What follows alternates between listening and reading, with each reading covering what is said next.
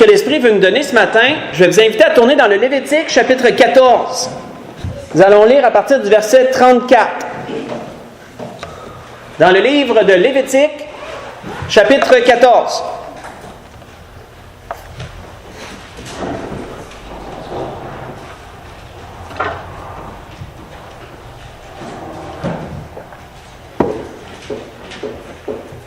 Encore un sujet intéressant dans lequel l'Esprit veut nous conduire ce matin.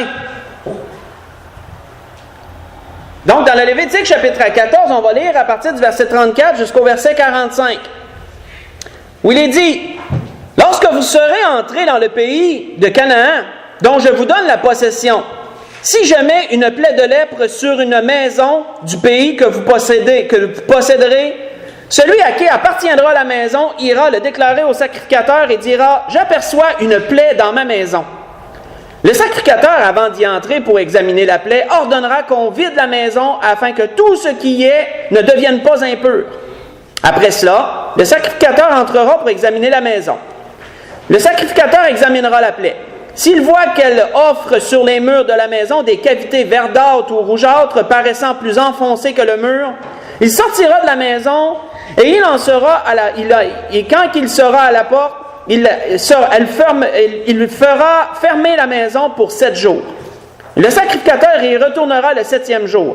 S'il voit que la plaie s'est étendue sur les murs de la maison, il ordonnera qu'on ôte les pierres attaquées de la plaie et qu'on les jette hors de la ville dans un endroit impur, dans un lieu impur. Il fera racler tout l'intérieur de la maison et l'on jettera hors de la ville dans un lieu impur la poussière qu'on aura raclée. On prendra d'autres pierres qu'on mettra à la place des premières et l'on prendra d'autres mortiers pour récrépir la maison. Si la plaie revient et fait éruption dans la maison, après qu'on a ôté les pierres et raclé le récrépit de la maison, le sacrificateur y retournera. S'il voit que la plaie s'est étendue dans la maison, c'est une lèpre invétérée dans la maison, elle est impure. On abattra la maison, les pierres, le bois et tout le mortier de la maison, et l'on portera ces choses hors de la ville dans un lieu impur. Alors, nous allons arrêter là. Nous voyons, frères et sœurs, que dans les prescriptions que le Seigneur a données ici, s'il voyait qu'il y avait une plaie, même ça pouvait arriver, ça m'a surpris, mais ça pouvait arriver qu'une plaie comme ça s'attache même sur des murs, sur du matériel, autrement dit. On voit que la première chose que le sacrificateur ordonnait, sortez tout de la maison. Sortez le monde de la maison, sortez les meubles, sortez le mobilier, sortez toutes choses, pour pas que la plaie se transmette aussi à tout ce qui est dans la maison. On sort tout, on vide la maison en entier. On relocalise, j'imagine, temporairement, les gens étaient sûrement hébergés sur des amis, de la parenté, etc. Le sacrificateur vérifie si ça s'étend. 7 jours après, le 7 jours est souvent relatif dans la parole et c'est souvent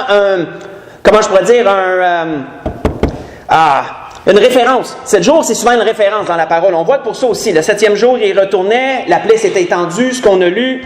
Bien, à ce moment-là, tu enlèves les pierres, tu racles le mortier, tu recrépis tout ça, tu remets des nouvelles pierres, tu attends encore si ça revient. Si ça revient encore, bien, c'est une lèpre invétérée, tu détruis tout. Détruis la maison en entier, tu vas tout jeter ça dans un lieu où personne va. Un lieu consacré à ça, pour pas que personne aille marcher dans ce coin-là, puis ramène la contagion dans la ville, ou etc. On voit, frères et sœurs, que vous pourrez le lire pendant la semaine si vous le voulez, mais ça pouvait même s'étendre aux vêtements. Même des vêtements de lin, des vêtements de laine, peu importe, pouvaient être attaqués de la même façon. Vous voyez ça dans le Lévitique 13, versets 47 à 59, s'il y en a qui veulent faire la lecture pendant la semaine. Vous savez, frères et sœurs, la science de nos jours peut expliquer un peu le phénomène qui nous est décrit ici. La science a un nom pour ça, ça s'appelle la contamination. La contamination. Qu'est-ce que c'est que la contamination? Selon le dictionnaire, souillure qui résulte du contact d'un objet impur, malpropre ou contaminant. Donc, avec le temps, et je ne sais pas depuis quand, mais on a découvert, et ça a été sans doute une révolution, que certaines choses peuvent se transmettre à d'autres choses. Et vous savez, frères et sœurs, depuis que les hommes ont découvert ce phénomène-là, ils ont pris au sérieux la chose, les hommes. Et ils ont mis des actions en place assez rapidement pour être capables de contenir, ou du moins d'éviter ou d'enrayer une contamination quelconque. Nous voyons ici un exemple de bien matériel qui pouvait devenir contaminant. De sorte qu'on enlève tout et on fait les vérifications, les choses qui s'appliquent comme on l'a vu. On voit que la compréhension de ce phénomène, entre autres, frères et sœurs, a révolutionné la médecine. La médecine, c'est un peu le premier plan de ce qu'on peut penser en rapport avec la contamination. La médecine a tout fait de comprendre, je veux dire, il y a des gens qui se sont attachés à ça, ils se sont attardés sur le phénomène, et ils ont compris qu'en médecine, c'est impératif de prendre au sérieux la contamination. Qu'en prenant au sérieux ce principe-là, le phénomène, tu peux contenir des maladies, tu peux même enrayer certaines contagions en prenant en considération ce principe. Tournons dans Lévitique 13, mais lisons à partir du verset 1. On a un bon exemple ici. Toujours à propos de la lèpre, mais notez cette fois-ci que ce n'est pas du matériel, ce sont des gens.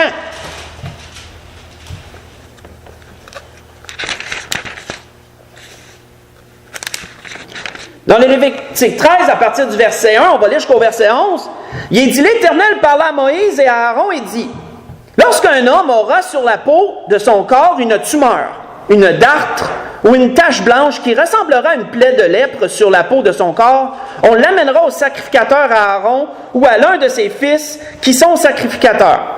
Le sacrificateur examinera la plaie qui est sur la peau du corps. Si le poil de la plaie est devenu blanc et que la plaie paraisse plus profonde que la peau du corps, c'est une plaie de lèpre. Le sacrificateur qui aura fait l'examen déclarera cet homme impur.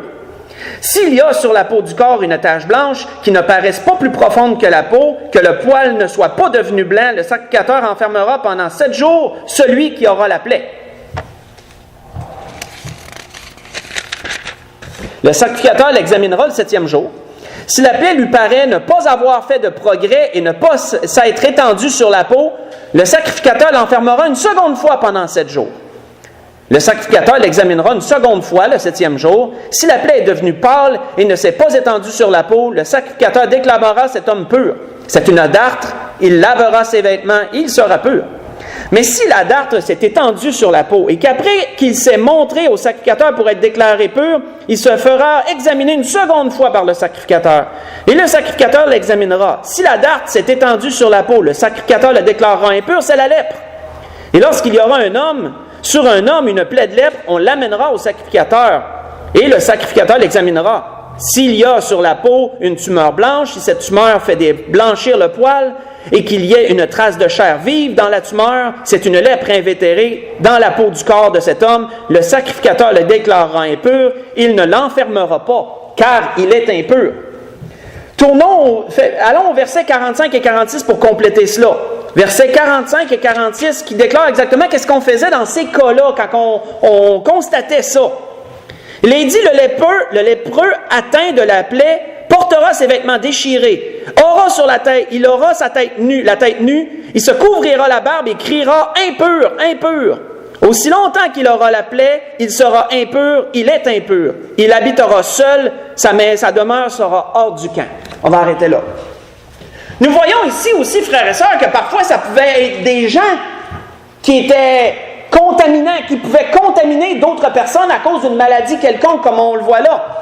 Et il y avait toujours examen, comme avec la maison. Le sacrificateur était la référence dans ces cas-là.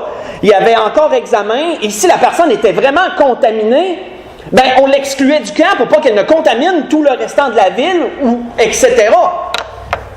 On voit que ce phénomène n'épargnait personne. Même des rois pouvaient être contaminants, entre autres par le cas de la lèpre. Si vous voulez lire pendant la semaine, 2e Chronique 26, 19 à 21, le démontre. Le roi Osias, Dieu l'a frappé à cause d'un péché qu'il a fait d'une plaie de lèpre et il a dû être retiré, même s'il était roi, il a été retiré en dehors et il a dû habiter dans une maison seule comme un lépreux, que la Bible nous dit. De nos jours, frères et sœurs, il y a plusieurs domaines qui requièrent une grande connaissance et compréhension du phénomène qu'est la contamination. Je donne des exemples. Je méditais pour savoir dans quel domaine qu'on peut, à part la médecine qu'on a vu bien sûr, l'alimentation.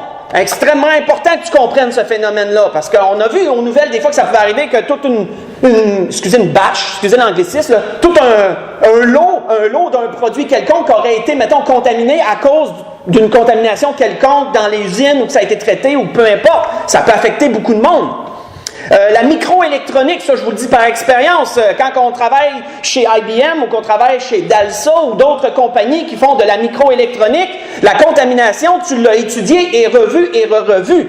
Parce qu'un seul cheveu, un seul liquide, même de la salive sur une pièce peut empêcher des composantes de coller, la machine ne sera pas capable de les coller, et ensuite on cherche d'où ça vient, il y a toute une étude en arrière de ça qui démontre d'où partit, c'est quoi la contamination, c'est envoyé en laboratoire, c'est étudié, c'est telle affaire, à partir de ça, tout le monde met des masques, admettons, et ils ont mis des mesures comme ça parce que la contamination, ça peut scraper, excusez les anglicismes, on n'est vraiment pas, la misère, ça peut vraiment...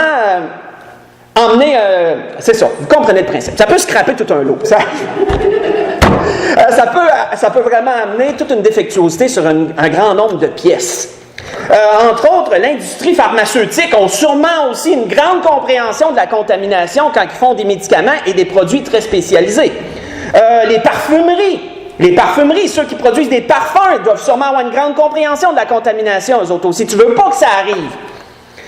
La chimie, ceux qui font des chimiques quelconques aussi ont une grande compréhension de cela. La cuisine, ceux qui travaillent dans des restaurations, en restauration, là, tu as aussi des gants, si ça, tu coupes la viande, tu vas laver ton couteau, tu le désinfectes pour pouvoir... La contamination, frères et sœurs, c'est partout.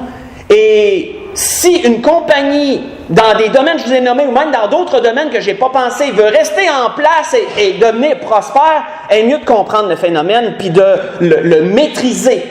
Parce que sinon, elle ne restera pas en place bien longtemps. Ça ne marchera pas bien longtemps pour elle. Les hommes ont aussi découvert autre chose. On a vu ça d'un point de vue physique ici. Mais les hommes ont découvert autre chose aussi. Tournons dans Proverbe 22. Allons voir ce que Salomon nous dit.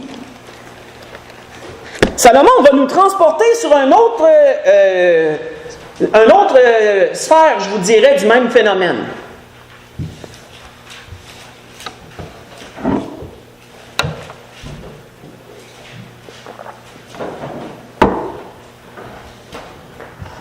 Dans les Proverbes, chapitre 22, on va lire à partir du verset 17. Où Salomon disait « Prête l'oreille et écoute les paroles des sages. Applique ton cœur à ma science. Car il est bon que tu les gardes au-dedans de toi et qu'elles soient toutes présentes sur tes lèvres.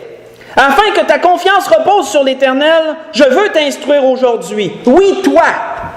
N'ai-je pas déjà pour toi mis par écrit des conseils et des réflexions pour t'enseigner des choses sûres, des paroles vraies, afin que tu répondes par des paroles vraies à celui qui t'envoie? Ne dépouille pas le pauvre parce qu'il est pauvre. N'opprime pas le malheureux à la porte, car l'Éternel défendra leur cause et il ôtera la vie à ceux qui les auront dépouillés. Ne fréquente pas l'homme de colère, ne va pas avec l'homme violent, et notez le verset suivant, de peur que tu ne t'habitues à ses sentiers et qu'il ne devienne un piège pour ton âme. Arrêtons là. Frères et sœurs, saviez-vous que les hommes ont découvert assez tôt que la contamination ne s'étend pas seulement à un point de vue physique, que la contamination peut même s'étendre à un niveau psychologique aussi. Et le dictionnaire a un mot pour ça, ça s'appelle la contamination mentale. C'est écrit dans le dictionnaire. Contamination mentale. C'est ce que Salomon nous parle ici. Qu'un certain type de personne, si tu es trop exposé, peut te contaminer. Tu peux t'habituer, admettons, il donne ici l'homme de colère. Autrement dit, tu vas tranquillement, si tu étais quelqu'un qui était comme très, comment je pourrais dire, tu étais très scandalisé par la colère, bien avec le temps, tu vas devenir moins scandalisé, puis peut-être même à un moment donné, tu vas t'accommoder, tu vas t'habituer à sa colère, puis même à un moment donné, peut-être que toi-même, tu vas devenir un homme de colère. Cette personne-là va t'avoir contaminé. Contamination mentale. Et c'est un phénomène qui est vrai. C'est pas tirer des nuages, c'est vrai. Salomon a beaucoup traité de ce sujet dans les Proverbes. On peut le voir à bien des endroits. Je vais juste vous en lire un autre. Faites juste écouter, je vais vous lire un autre endroit où Salomon en parle encore. Il dit, « Éloigne-toi de l'insensé. Ce n'est pas sur ses lèvres que tu aperçois la science. La sagesse de l'homme prudent, c'est l'intelligence de sa voix. La folie des insensés, c'est la tromperie. Les insensés se font un jeu du péché. Mais parmi les hommes droits se trouve de la bienveillance. Le cœur connaît ses propres chagrins et un étranger ne saurait partager sa joie.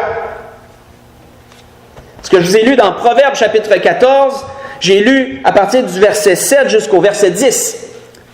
Salomon dit « Éloigne-toi de l'homme insensé ». Pourquoi?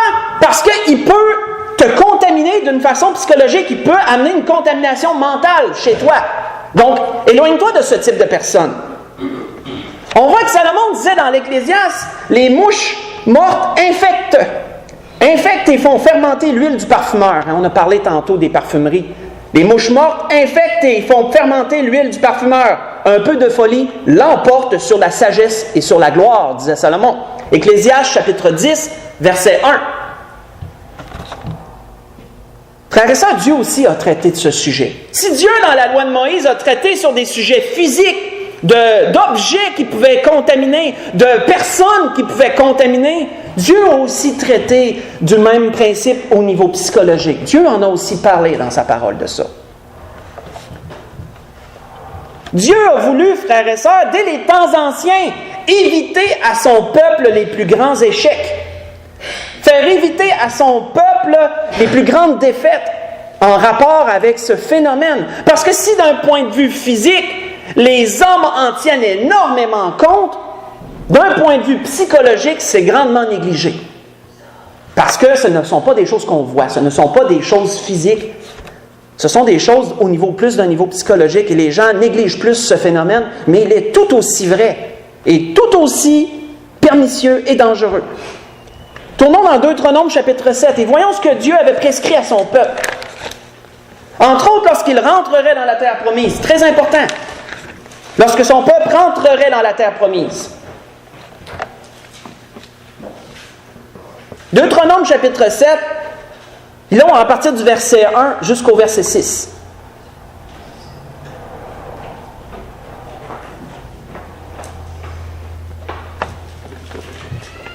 On voit qu'il dit, « Lorsque l'Éternel, ton Dieu, t'aura fait entrer dans le pays dont tu vas prendre possession, et qu'il chassera devant toi beaucoup de nations, les Hétiens, les Girgasiens, les Amoréens, les Cananéens, les Phérésiens, les Éviens, les Jébusiens, 7 nations plus nombreuses et plus puissantes que toi, lorsque l'Éternel, ton Dieu,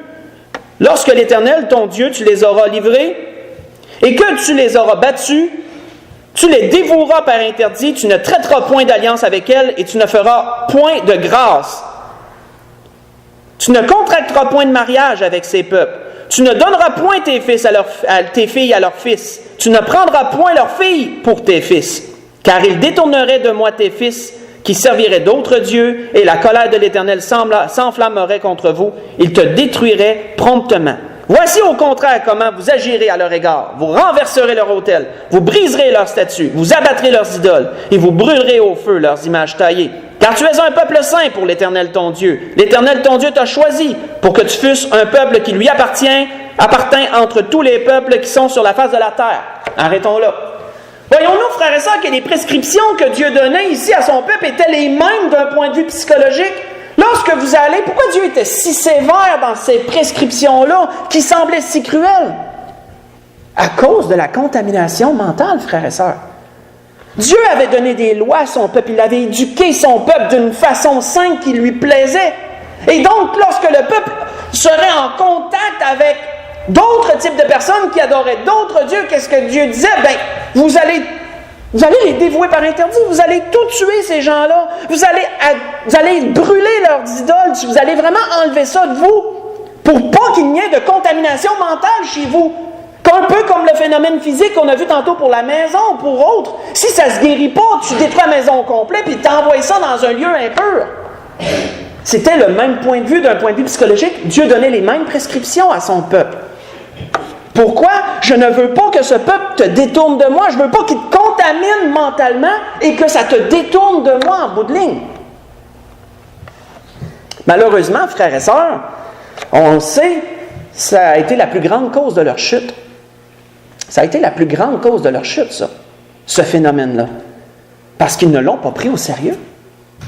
Lorsqu'ils sont arrivés dans la terre promise, au lieu de dévouer les peuples par interdit, ils ont commencé à traiter des alliances.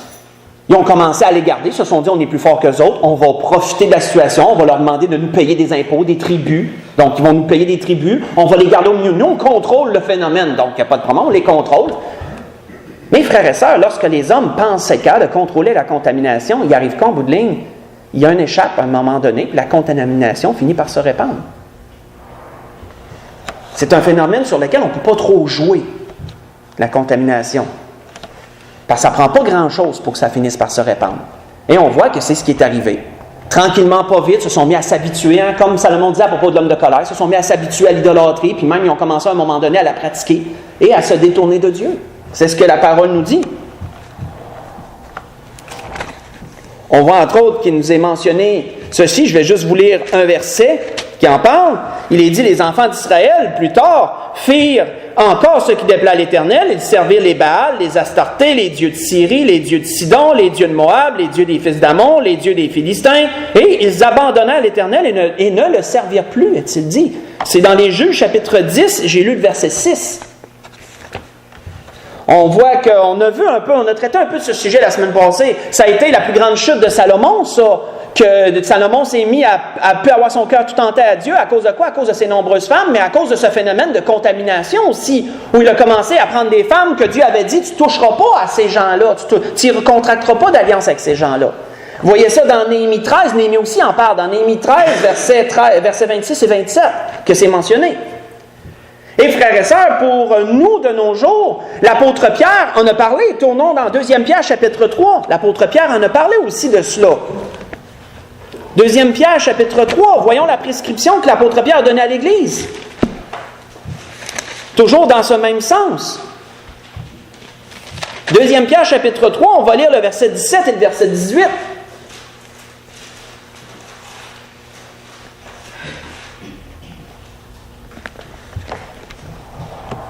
Il est dit, l'apôtre Pierre disait, vous donc, bien-aimés, qui êtes avertis, mettez-vous sur vos gardes, de peur qu'entraînés par l'égarement des impies, vous ne veniez qu'à déchoir de votre fermeté. De quoi que l'apôtre Pierre parlait ici? Contamination mentale, frères et sœurs, c'est la même chose, on peut voir cela.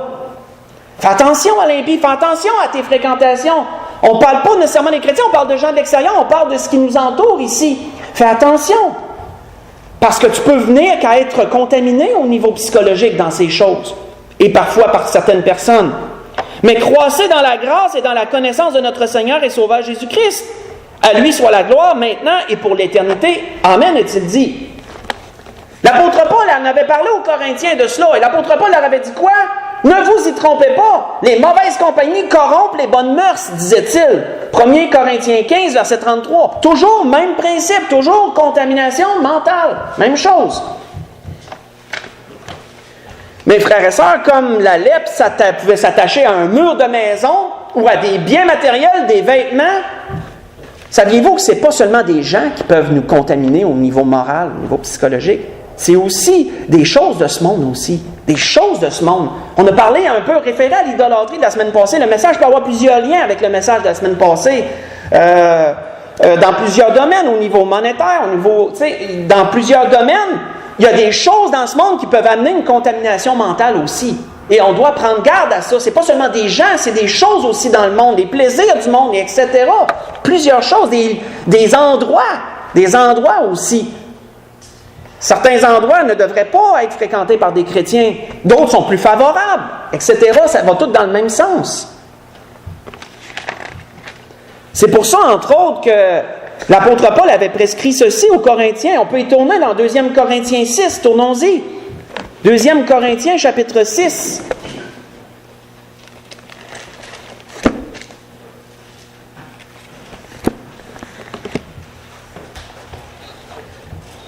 À partir du verset 14. Il est dit, ne vous mettez pas avec les infidèles sous un joug étranger. Oui, parce que la Bible nous dit qu'en Jésus-Christ, on est libre, en Jésus-Christ, on a la liberté. Donc, un joug, ça serait un fardeau. Donc, si Christ t'a dégagé de ton fardeau, qu'est-ce que Jésus a dit? Venez à moi, vous tous qui êtes fatigués et chargés, je vais vous donner du repos. Le Seigneur nous a déchargés de beaucoup de fardeaux qu'on portait.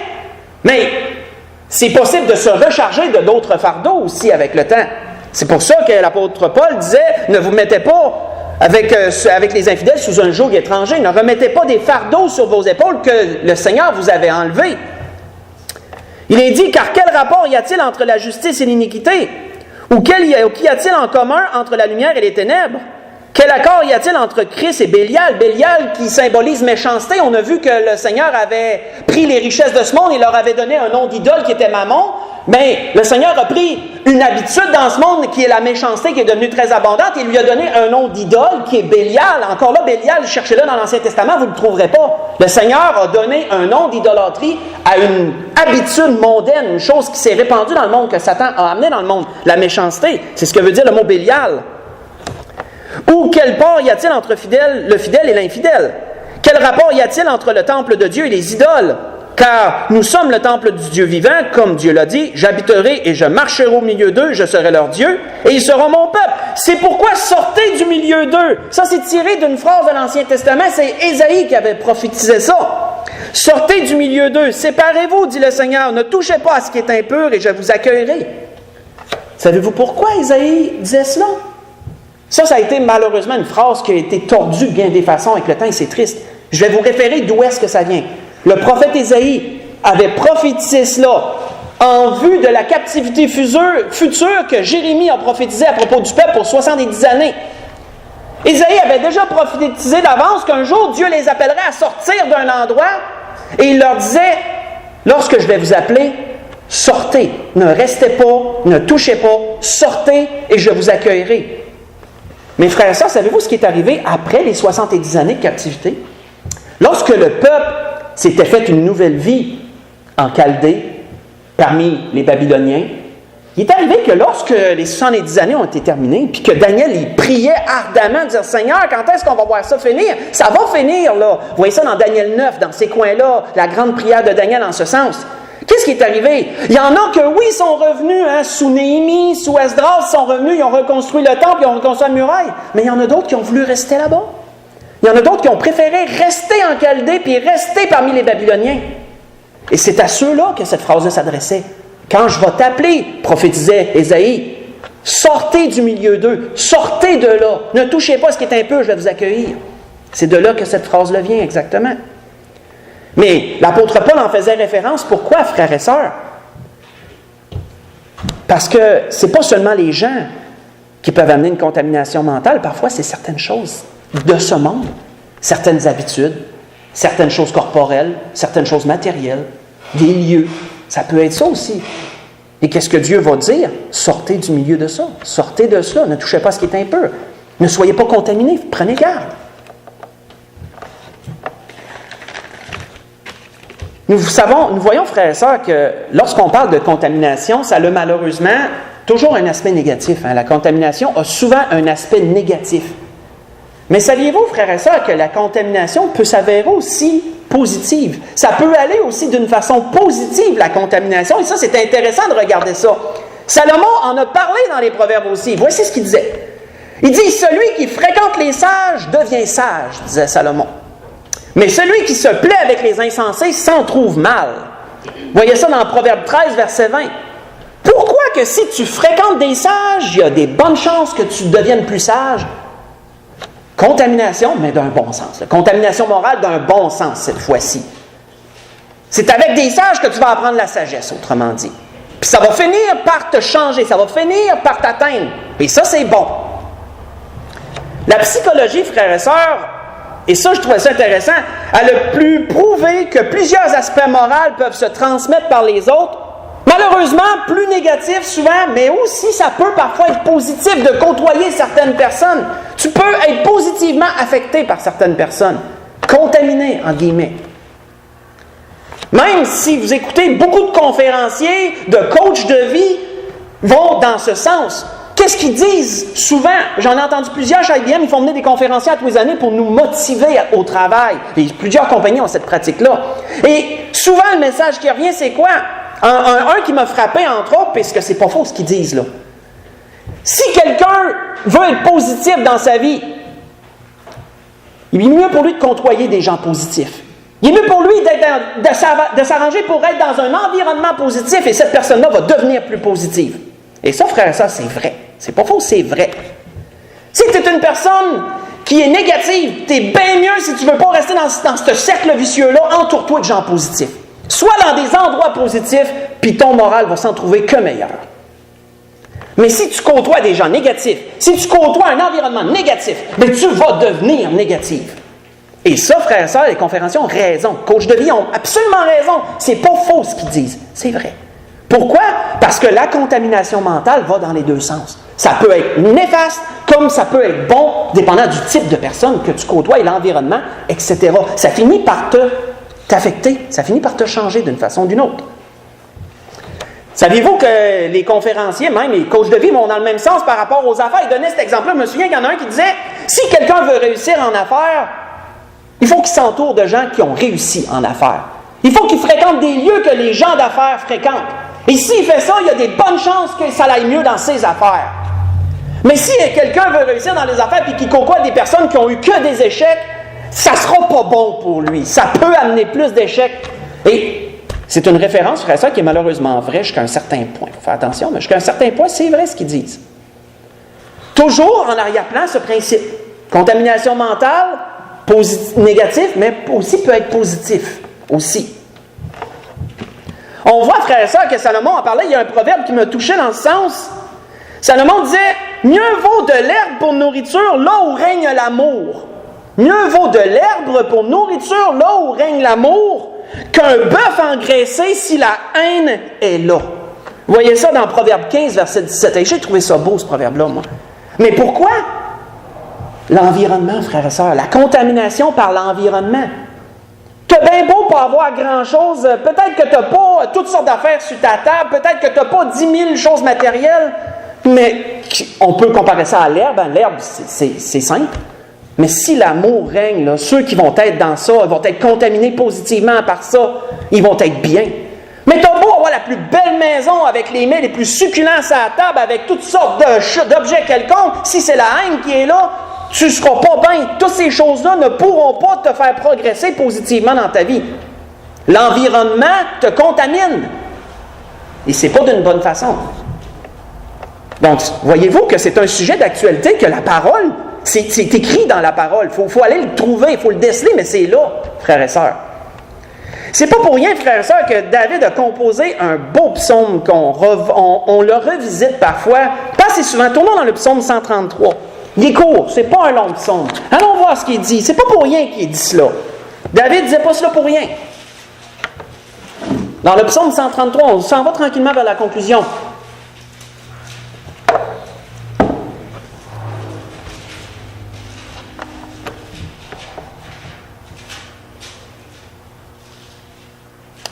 Cantique des degrés de David. Voici, oh qu'il est agréable, qu'il est doux pour des frères de demeurer ensemble.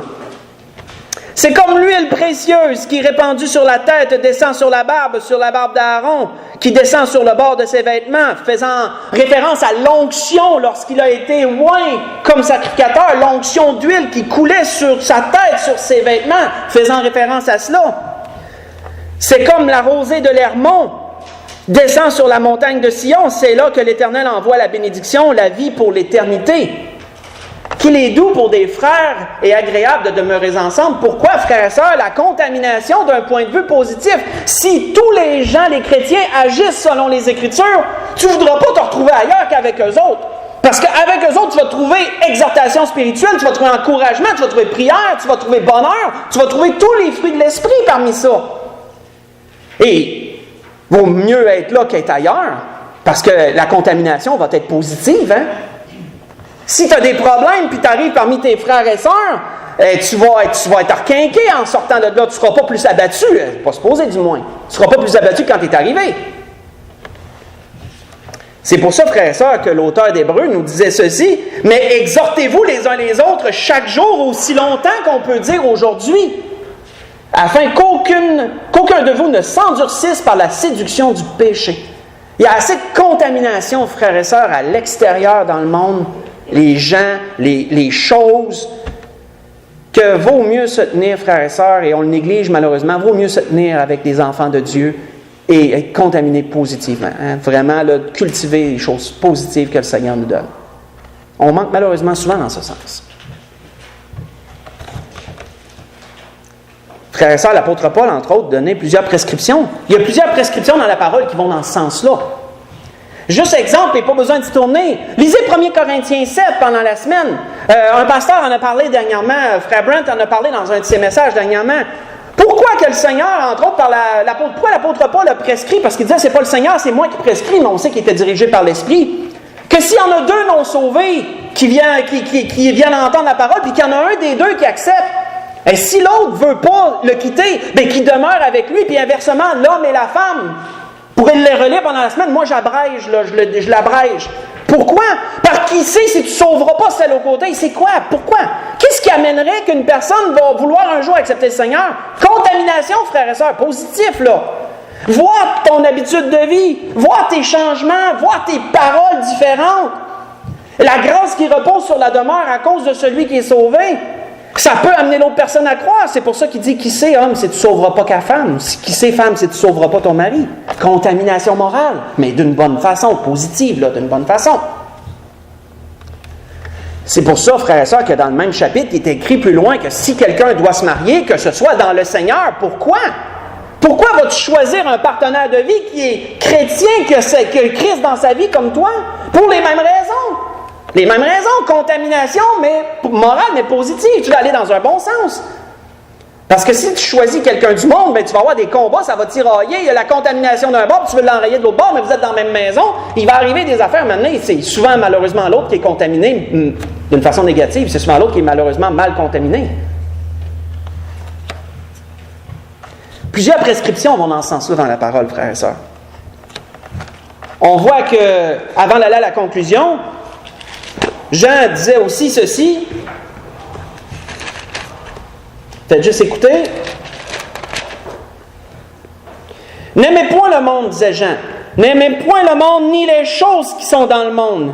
Si quelqu'un aime le monde, l'amour du Père n'est point en lui. 1 Jean chapitre 2, verset 15. Pourquoi, frères et sœurs? La contamination a pris place. Et c'est pas positif cette fois-ci.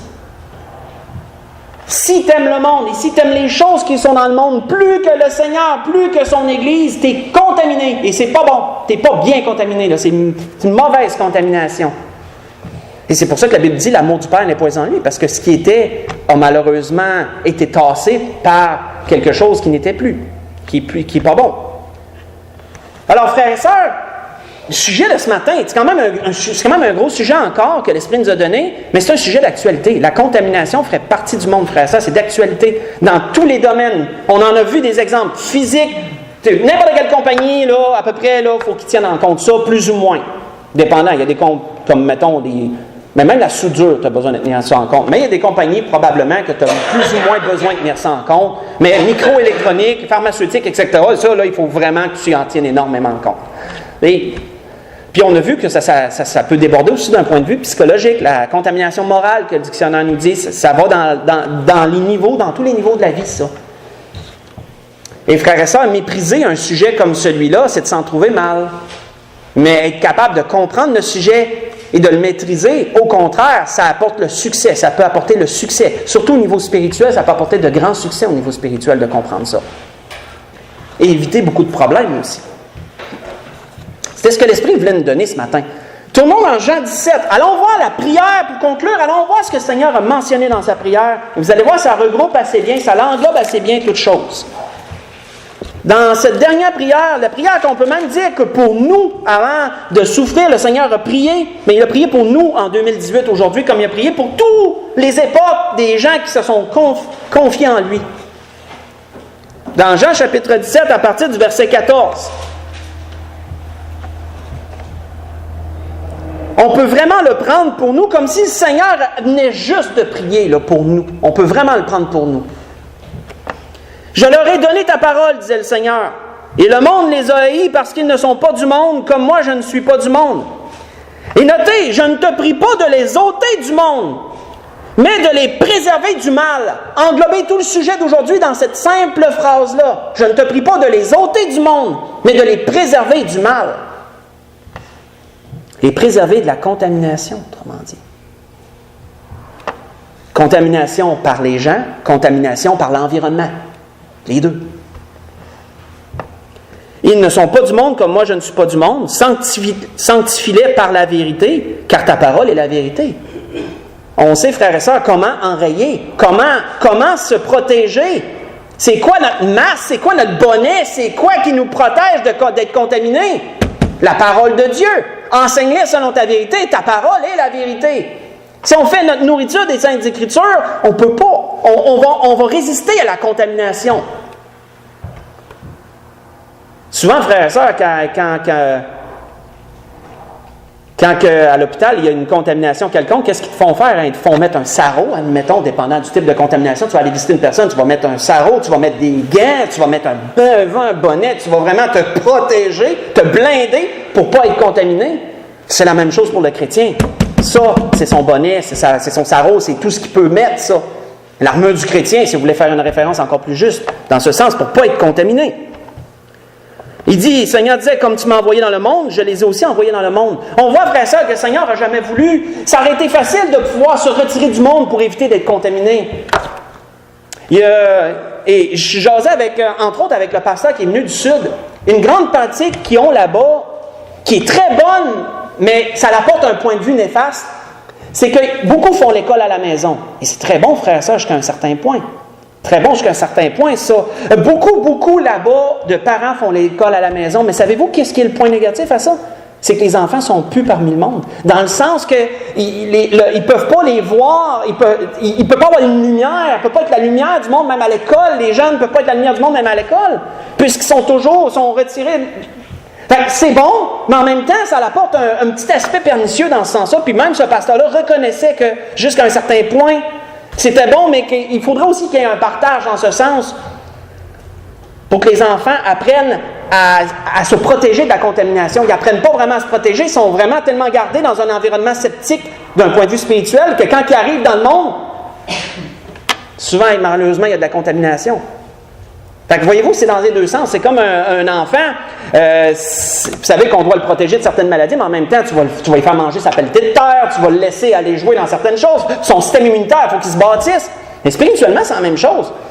Tu ne peux pas absolument tout éviter à quelqu'un. Il va pogner la moindre affaire, il ne sera pas capable de résister. Mais les parents se doivent de faire quoi? Ils doivent de contrôler. Tu contrôles, puis oui, il y a des choses que tu ne pourras pas toutes contrôler. Ce que tu ne peux pas contrôler, on le laisse à Dieu. Dieu va contrôler ce qu'on ne peut pas contrôler. Ça va un peu dans le même sens. Donc, notons bien ces paroles du Seigneur que beaucoup négligées. Je ne te prie pas des ôter du monde. Je te prie des préserver du mal. On doit apprendre à se protéger de la contamination, tout en étant parmi le monde, en côtoyant des gens qui ne sont pas sauvés, en allant dans des lieux, parfois, il y a des lieux qu'on peut éviter, bien sûr, mais d'autres lieux qu'on ne peut pas éviter. À ce moment-là, on doit contrôler de toutes les façons possibles, et surtout par les Saintes Écritures, qui est notre plus grande protection, par le biais du Saint-Esprit. La grâce que je nous souhaite à tous, frères et sœurs, dans tout cela, c'est que nous puissions comprendre le phénomène, surtout du point de vue moral et spirituel, parce qu'il est présent et il est malheureusement négligé, et qu'on puisse en réagir en conséquence. C'était ce que l'Esprit voulait donner à l'Église ce matin. On peut se lever pour le dernier cantique.